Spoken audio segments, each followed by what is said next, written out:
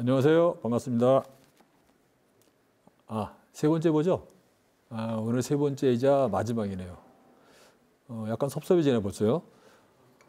그럼 마지막 강의인데 사실 시간이 생각보다 좀 짧아요. 그래서 전에 말씀드렸을 때는 개론을 하고 산에서 자라는 나무 또는 공원이나 가로수처럼 시내에서 자라는 나무들을 나눠서 하려고 그랬는데 시간 관계상 같이 섞어서 해야 될 것 같아요. 그리고 아무래도 여러분들이 직접 보실 것들이 아마 산에 있는 것보다는 공원이나 가로수에 있는 것과 더 많이 접촉하게 될 것 같아서 가능하면 공원, 가로수로 쓰는 그런 나무들을 위주로 설명을 좀 드릴게요.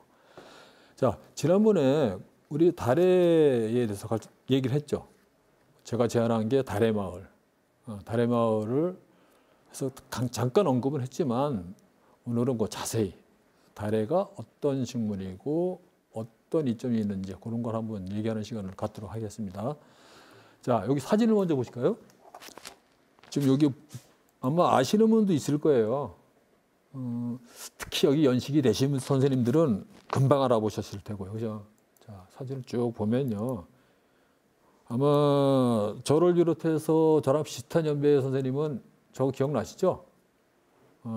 살월이 살월이었다. 청산의 살월이랐다. 거기에 머루랑 다래랑 먹고라는 게 있죠. 그 고려가요에 나오는 건 청산별곡의 내용인데 사실 옛날에도 그때도 맨 자연만 옆에 있었을 것 같은데도 그때도 역시 숲속에서 머루나 다래를 따먹으면서 숲에서 살기를 원했었어요. 지금 역시 마찬가지죠. 천년이 지난 지금이나 그때나 사람이 원하는 건 똑같은 것 같아요. 그래서 거기서 등장했던 다래, 요거를 먼저 말씀을 드릴게요. 사실 우리 마을에 등나무라고 하죠. 보통 등을 많이 심고 하는데 제가 볼 때는 다래만큼 좋은 게 없어요. 그늘도 만들고 다양하게 볼 수도 있고 보면 열매 일단 맛있다는 거는 어르신들은 아실 거예요. 근데 열매 또 꽃도 굉장히 이뻐요. 쭉 한번 보실까요? 꽃이 어디 있나? 지금 여긴 계속 열매만 나오네. 잠깐만요. 꽃이 이 저 열매의 크기는 좀 보이시나요? 요게 한 100원짜리 동전? 그 정도 크기예요. 근데 다섯 곳이 고개를 숙이고 있죠. 꽃이 상당히 이쁜데 요 꽃의 단면하고 나중에 선생님들이 아는 것 중에는 다래를 개량해서 만든 과일이 하나 있어요. 뭘까요? 힌트. 뉴질랜드 생각하시면 금방 생각이 나실 텐데 또 뉴질랜드에 아주 특별한 새가 한 마리 있죠. 새.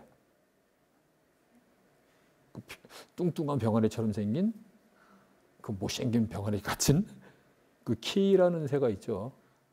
과일 중에 키위라고 있죠. 키위는 다 아시죠? 키위는 아마 계란보다 약간 큰 크기? 그렇죠. 근데 다래는 한 대추알 정도 크기. 그런데 그 키위는 이 다래를 개량해서 만든 거예요. 근데 이제 그게 우린 키위는 당연히 뉴질랜드산, 뉴질랜드 거라고 생각하죠. 근데 사실은 고향은 거기가 아니에요. 어디 같아요? 원래는 중국이에요. 우리나라에도 다래 종류가 한 3가지 정도 되는데 중국에는 지금 20가지도 넘고 지금도 발견이 되고 있다 그래요. 근데 이제 뉴질랜드 학자가 중국에서 이제 다래를 개량을 해서 이제 키위를 만들어냈다고 합니다. 근데 제가 이제 뉴질랜드 가서 키위를 봤는데요. 다래나 이런 데에 비해서는 나 사실 식물 모양도 그렇고 줄기도 그렇고 잎도 그렇고 영 안 좋더라고요. 제가 볼 때. 맛도 없어요. 솔직히 키위는. 근데 심지어는 우리나라에서 키위를 재배하시는 분이 그걸 참다래? 이렇게 표현을 하던데 그건 말도 안 돼요. 어딜 가면 참자를 붙여요. 참다래는 지금 우리 산에 있어요. 참자를 붙이려면. 근데 참다래라는 다래는 없는데 어쨌든 다래의 원종은 아니죠. 키위는. 근데 그 참자를 붙이면 안 되는데 어쨌든 우리가 흔히 알고 있는 키의 원조, 다래인데 사실 연세가 드신 분들은 다 드셔보셨을 거예요. 저도 이 산에 가서 어렸을 때 참 많이 따먹었어요.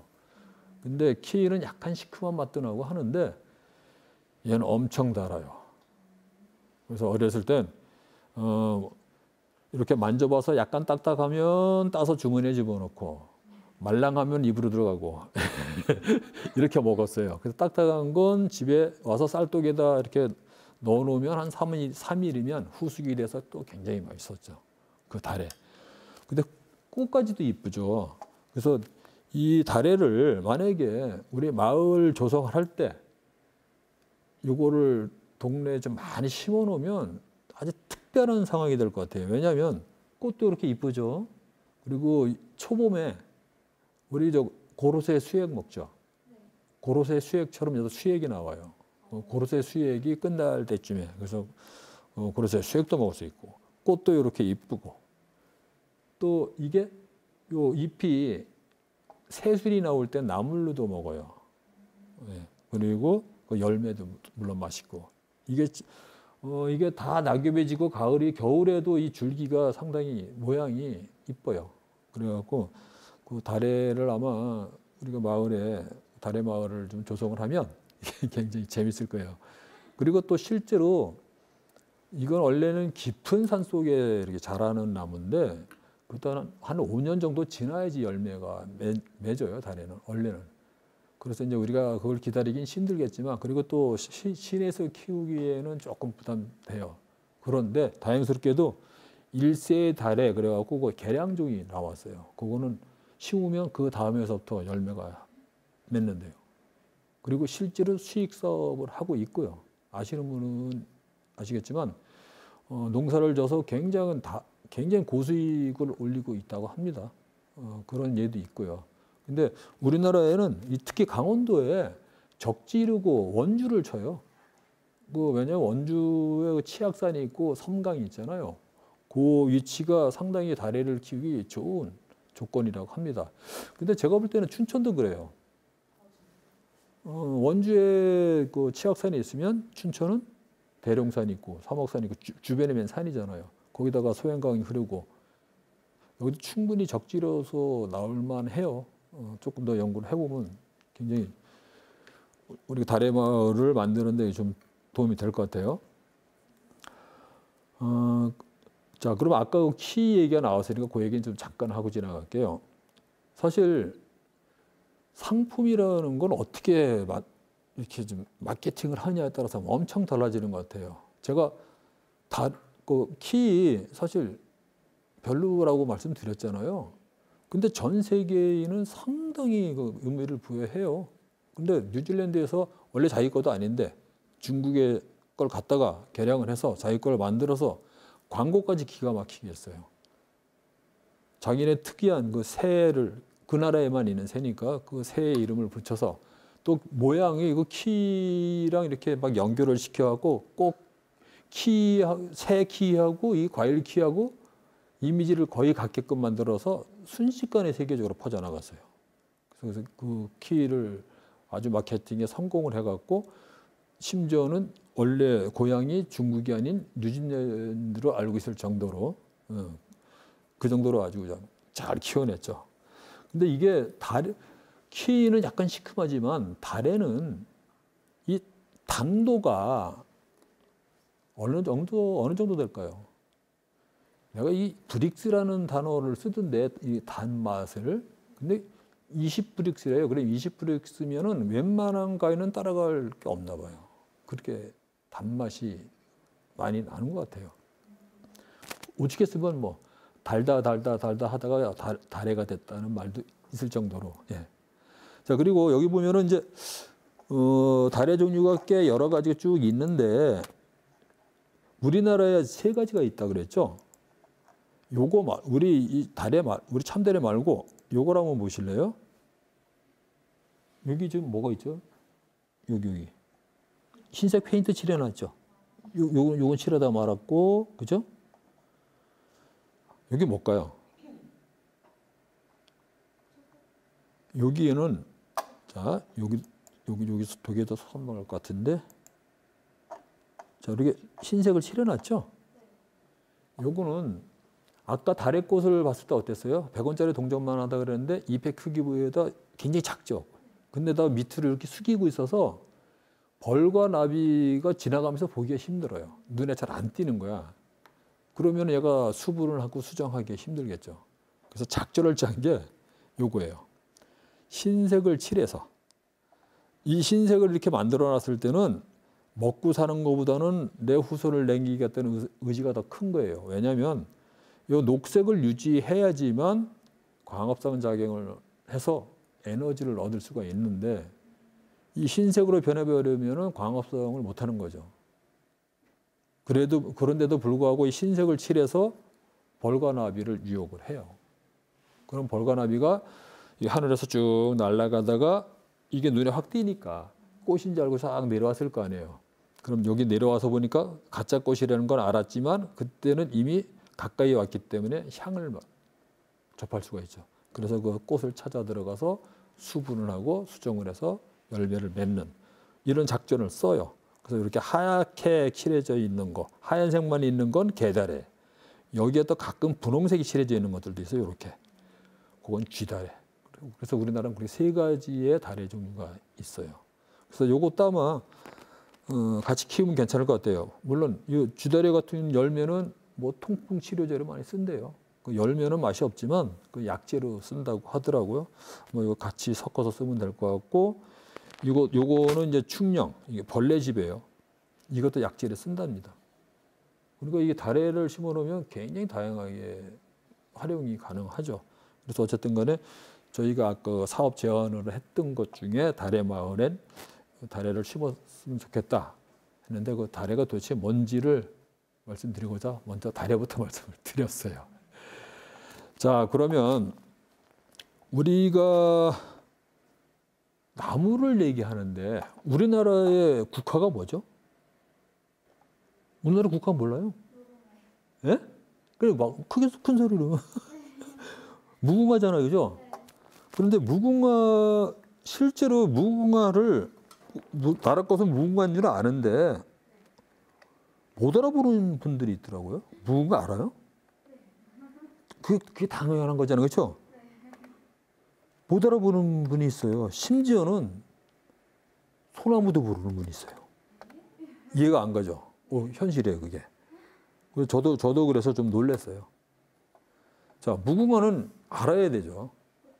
자, 근데 과를 한번 보세요. 아욱. 우리가 아욱은 먹는 그 채소 중에 아욱 있잖아요. 과가 그쪽이에요. 네. 그런데 심지어는 무궁화 원산지가 아직까지 밝혀지질 않았어요. 몰라요. 원산지가. 원래 우리나라에서 굉장히 오래전서부터 키우긴 했는데 아주 오랜 옛날서부터. 근데 정작 원산지는 어딘지 아직 밝혀지질 않았어요. 그래서 근데 무궁화는 어쨌든 근데 우리나라 꽃으로 만들었는데 이유가 있어요. 자, 여기 보면 굉장히 다양하죠? 무궁화 종류가 품종으로 많이 만들었어요. 그러다 보니까 100종이 넘어요. 만들어낸 게 너무 많아. 그죠? 너무 많죠. 말 그대로 이걸 다 그렇다고 다 이게 우리나라 꽃이라고 할 수는 없잖아요. 근데 우리나라 꽃은 이 중에 100가지가 넘은 것 중에 적단심이라는 그 품종이 하나 있어요. 그걸 우리나라 꽃으로 삼았어요. 그래서 무궁화는 그 말 자체가 무궁하고 한자 풀이를 해보면 끝이 없이 계속 피는 꽃 이런 뜻이에요. 왜 그런 말이 붙었을까요? 자, 혹시 무궁화를 유심히 보신 분은 알겠지만 무궁화는 여름에 거의 여름에 그죠? 여름에 피는 거 봤죠? 얼마 전까지 아마 펴 있었을 거예요, 그죠? 그렇게 피는데 얘는 이렇게 아침에 이렇게 폈다가 저녁 때 해가 지면 똘똘똘 말아요. 그래서 똑 떨어져요. 그래서 무궁화 나무 밑에 보면 이렇게 돌돌돌 말린 게 많이 떨어져 있죠. 근데 무궁화는 시들시들한 꽃이 하나도 없어요. 그래서 항상 뭐 싱싱한 꽃들이 달려 있어. 왜냐하면 아침에 달렸다가 저녁 때 지니까. 그런데 여러 날을 피어 있죠. 그게 계속 펴서 그래요. 떨어지고 또 피고 또 피어나고 끊임없이. 자, 그 말 들어보니까 뭐가 생각 안 나요? 우리나라와 끈기가 얼마나 우리나라가 끈기 있는 민족이에요. 곧 짓밟혀서 망할 것 같아서 그런데 또 살아나고 또 살아나고 끊임없이 살아났죠. 아마 그래서 무궁화를 우리나라 꽃으로 만드는 것 같아요. 그래서 일본 놈들이 우리나라를 무단 점령했을 때도 그 민족성을 없애버리려고 무궁화를 다 그냥 못 쓰게 만들었죠. 그래도 끝까지 살아남았죠. 그래서 지금 우리나라에는 그 무궁화 마을이 있죠. 어디죠? 바로 옆인데. 무슨 군인데?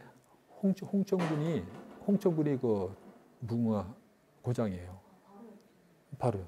그래서 홍천군에서 매년 아마 무궁화 축제를 하는 걸로 알고 있어요. 근데 올해는 아마 코로나 때문에 못했겠죠. 예. 자, 그래서 무궁화는 기본적으로 좀 알고 있어야 돼서 말씀드렸고요. 그리고 참 무궁화 아마 이것 때문에 국화로 삼지 않았나 싶기도 한데 원산지는 모르지만 중국에서 신라를 부를 때 근화항, 그러니까 무궁화의 고장이라고 불렀다 그러더라고요. 아마 그것도 무슨 근거가 있으니까 불리지는 않았겠어요. 아마 그것 때문에 그런지 어쨌든 간에 사실 우리는 무궁화는 나라 꽃인지는 알지만은 솔직히 이렇게 이뻐하거나 그렇지는 않았죠. 근데 이제 이게 중국에도 가보니까 이 무궁화가 꽤 있더라고요. 근데 제가 봤을 땐 중국의 어떤 일정 지역을 갔는데 거기 있는 꽃이 더 화려하고 이뻤었어요. 그러니까 물론 그 중에서도 여러 가지 품종 중에 하나겠죠. 자, 그러면 무궁화는 요 정도로 넘어가고요. 저 뭐죠? 지금 아직도 가을 맞죠? 이제 가을 맞죠. 근데 지금 가장 관심 있는 나무가 뭐죠? 나무요? 네, 지금 계절에. 그렇죠. 단풍나무. 단풍나무에서 좀 알고 지나가요. 단풍나무가 전 세계적으로 얼마나 있을 것 같아요?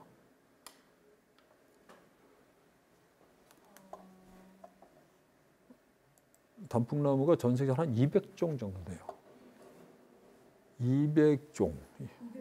200종이면 이게 같은 집안에 200개 쭉 종류가 그렇게 많다는 소리죠. 우리나라에만 해도 14종이 있어요. 상상이 좀 안 가죠?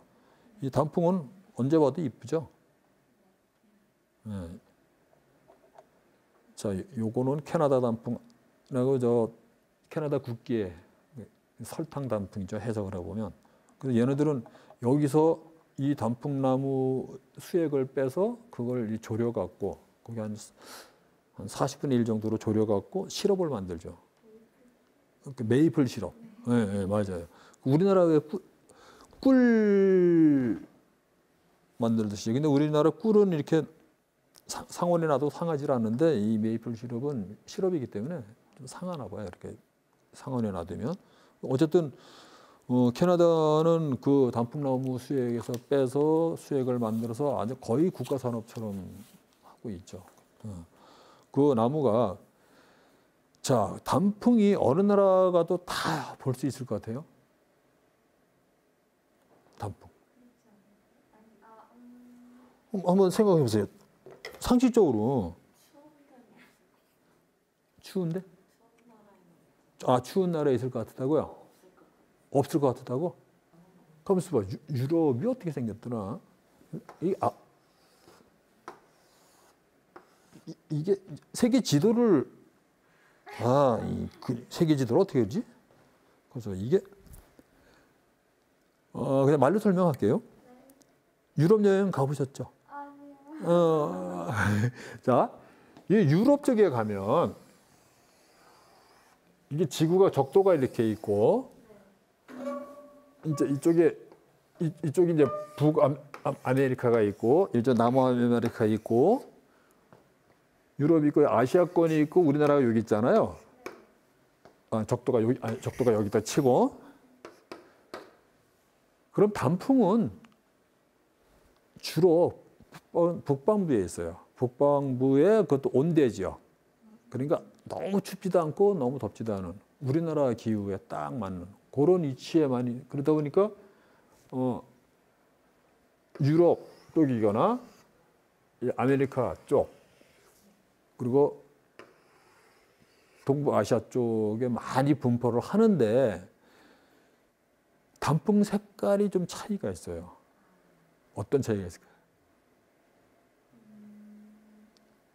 이제 여행을 많이 다녀보신 분들은 느끼는데 유럽을 가면 주로 대부분이 노란색 빛이 나는 단풍이에요. 근데 이제 우리나라나 북미, 캐나다나 미국 동부 쪽으로 가면은 많이 섞여 있죠. 붉은색들이 많죠. 이유가 있어요. 왜 그러냐면 산맥을 한번 생각해 보시면 돼요. 유럽은 알프스 산맥을 중에서 얘네들이 좌우로 이렇게 길게 형성이 돼 있어요. 산맥이. 그런데 우리나라도 이렇게 이렇게 백두대간을 비롯해서 이렇게 남부로 돼 있죠. 북미도 마찬가지로 이렇게 밑으로 이렇게 상하로 이렇게 형성이 돼 있죠. 산맥이. 그게 결정적인 이유예요. 색깔이 달라진 거. 왜냐하면 단풍은 굉장히 다양한 색깔이 드는데 대표적인 게 노란색, 붉은색. 거기 혼합돼서 뭐 주황색도 있고 갈색도 있지만 사실 단풍을 보면 노란색은 원래 가지고 있던 색이에요. 단지 엽록소 때문에 잎 밑에 녹색 밑에 숨어 있던 색이 가을이 되면서 엽록소가 파괴되고 사라지면서 원래 있던 색이 드러나는 거고 빨간색 단풍은 새로 만들어내는 거예요. 안토시아닌이라고 새로 만들어내는 그 차이예요. 근데 왜 만들어내냐면 식물들은 움직이지 않잖아요. 대신 이제 곤충들이라든지 해충들이 많이 이렇게 해를 가하죠. 그럼 자기 방어 수단으로 해충을 이렇게 좀 못 오게 하는 방어 물질을 내보내는 게 그 안토시아닌 성분이래요. 그래서 가을이 되면 떨어지긴 하지만 거기 이제 빨간색 단풍물을 들기 위해서 그게 땅으로 떨어지면 땅 속에서 다른 해충들이 살지 못하게끔 그런 역할을 한다고 해요. 왜? 그런데 왜 색깔이 틀리냐? 자, 빙하기 때 이제 워낙 추워지니까 북쪽에서부터 찬바람을 내려오니까 곤충들이 피하기 시작했죠. 따뜻한 쪽으로 밑으로 내려왔죠. 내려다 보니까 이 유럽 쪽은 이 알프스 산맥에 딱 걸려버린 거예요. 딱 밑에서 가라앉고 있으니까. 그래서 여기서 이 산맥을 넘지 못하고 거기서 대부분의 얼음에 갇혀서 죽거나 동사를 했어요. 그래서 곤충들이 많이 사라져 버렸어. 한데 이 북미나 우리나라 같은 경우는 이게 이렇게 상하로 돼 있으니까 이 사이사이로 내려올 때가 많았죠. 그래서 얘네들이 많이 살아남은 거예요, 곤충이. 그러다 보니까 곤충이 정상적으로 이제 지구가 정상적이 됐을 때 곤충이 여기는 많이 득세를 했을 테니까 해충도 당연히 많았을 테고 여기는 상대적으로 곤충이 적었으니까 굳이 안토시아닌을 생산 안 해도 되니까 안 했던 거예요. 그러다 보니까 여기는 노란색 단풍이 그대로 남아 있었고 그러니까 안토시아닌이 생산이 안 되다 보니까 굳이 붉은색을 할 필요가 없었기 때문에 여기는 붉은색 단풍이 별로 많지 않아요. 근데 이쪽은 다양한 색. 그래서 단풍이 아주 세계적으로 아름다운 곳을 꽂으려면 보통 미국의 동북부, 또 캐나다 일부, 우리나라, 일본 그 정도를. 중국도 좀 동부가 좀. 그래서 단풍은 어느 나라 가서나 쉽게 볼 수 있는 게 아니고 특히 우리나라 같은 경우는 작잖아요, 나라가. 그런데도 보고 우리 단풍을 굉장히 이쁜 걸 많이 보죠. 행운이에요, 어떻게 보면. 저도 이제 본업이 이제 여행이기 때문에 외국을 나가서 보면 우리나라 자연환경만큼 괜찮은 데가 없다는 생각이 많이 들어요. 왜냐하면 식생 조사를 하다 보면 이 좁은 국가의 좁은 땅덩어리에 식생이 굉장히 다양해요. 우리나라는. 근데 이유가 있어요. 왜냐하면 우리나라 산이 많죠. 그리고 바다를 끼고 있죠. 그러니까 여건이 산이 많으니까 이걸 쭉 펼쳐놓으면 표면적이 넓어지죠. 그리고 높이가 있죠. 위가 있고 아래가 있고 기후 조건이 틀리죠. 그러니까 다양하게 살 수가 있는 거야. 같은 산에서 높이에 따라서 다양한 생물들이 서식할 수 있고 또 표면적이 넓어지니까 더 많이 들어갈 수 있고 또 바다에 사는 생물, 연안에 사는 생물들이 같이 사니까 종류가 많아질 수밖에 없어요. 그런 면에서는 굉장히 우리나라가 혜택받은 나라죠. 또 결정적으로 물이에요. 여러분도 저기 엉뚱한 길로 빠지긴 하지만 유럽에 가면 비데 못 써요. 비데 있죠, 비데. 우리 학생들 중에 비데 없으면 화장실 못 가는 분도 있잖아요, 이제 지금은. 유럽 여행할 때 힘들 거야. 물론 간이식으로 하긴 하지만. 왜냐하면 비데는 작은 구멍으로 물을 뿜어야 되는데 걔네는 석회암 지대가 많아서 자꾸 막힌대요. 그래갖고 비데를 거의 못 써. 근데 우리나라만큼 조건 좋은 데도 없죠. 하여간 자연 환경 조건에 따라서 이 단풍의 색깔까지도 달라지는 그런 역사가 있습니다. 그래서 사실 우리가 흔히 단풍나무라고 부르는 것들은 여기 이파리 자 요게 이거 보시면요 손바닥이 하나 둘 셋 넷 다섯 개죠. 여기 새끼 손가락까지. 그럼 이제 5개에서 뭐 보통 5개를 치는데 5개에서 7개. 요게 단풍나무인데 여기 춘천 지역에서는 거의 보기 힘들어요. 공원 가면 있어요. 산에서는 없어요. 얘는 거의 우리 춘천의 이 중부 지역은 거의 심은 나무예요. 단풍나무는 자생은 주로 좀 남쪽 가야지 있어요. 그리고 여기에서 많이 볼 수 있는 건 얘예요. 산에 가면 우리가 단풍나무라고 보는 건 거의 90%가 얘라고 보면 돼요. 얘하고 신나무, 고로쇠. 은단풍은 우리나라 없고 중국 단풍은 가로수로 심어 놓은 거고. 그러니까 주로 이제 우리가 단풍나무 하면 요 2가지. 근데 이거 다 단풍나무 종류예요. 근데 단풍나무 종류가 굉장히 많은데 일일이 열거하려면 한도 끝도 없고 14가지나 있으니까. 예. 그래서 이제 사실 단풍나무를 끝내고 이번 시간에 일단 마무리할게요. 자, 단풍나무는 여러분도 많이 접했어요. 볼링 좋아하시는 분 있어요? 볼링 가끔 차요. 볼링장 가죠? 네. 또 체육관에서 이렇게 저기 농구도 하고 하죠? 그 나무로 깔아놨죠? 마룻바닥이 나무잖아요. 그게 다 단풍나무예요. 단풍나무는 조직이 치밀하고 약간 탄력성도 있어서 많이 써요. 또 테니스 치시는 분들 테니스 라켓도. 그다음에 뭐 악기도 만들고. 그러니까 이 메이플이 상당히 다양하게 쓰여집니다. 그리고 우리나라에서 이제 사실 특히 우리나라에만 나는 것들이 있는데 그거는 복작이라는 게 있어요. 단풍나무가 중에 복작이 말 그대로 단풍나무. 그다음에 섬단풍이라는 게 있어요. 섬단풍나무는 전번 시간에도 얘기했죠. 섬자가 들어가면 대부분이 울릉도가 특선이라고. 왜냐하면 울릉도는 육지랑 많이 떨어져 있어서 울릉도만의 특색이 있는 어떤 식생을 형성하고 있어요. 그래서 울릉도만 나는 걸 앞에다 다 섬자를 붙여갖고 섬자 들어가는 것들이 많아요. 역시 단풍나무도 역시 그런 게 있죠.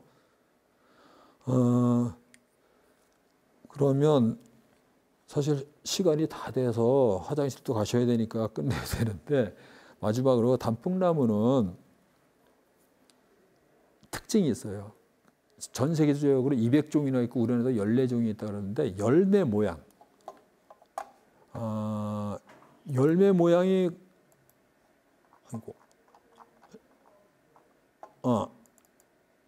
여기 보면 열매 보이죠? 2개죠. 이렇게 2개가 붙었죠. 이렇게. 요게 특징이에요. 모든 단풍나무는 이렇게 쌍으로. 근데 단지 요게 많이 벌어졌느냐 좁게 벌어졌느냐 그런 차이. 그리고 이 크기. 하여간 어쨌든 중요한 핵심은 2개가 이렇게 한 쌍으로 이렇게 붙어 있다는 거죠. 그래서 꼭 날개를 달고 있어요. 요게 날개는 날개 시자를 써서 이제 식과 이런 식으로 부르는데 요 단풍은 요게 특징이에요. 그래서 하여간 열매를 봤는데 이렇게 달렸다. 무조건 단풍나무 과라고 보시면 돼요. 알았죠? 자, 화장실을 갔다가 이제 30분만 더 하면 또 마지막 끝낼 때가 됐네요. 그러면 화장실 갔다가 좀 이따 뵙겠습니다. 수고하셨습니다.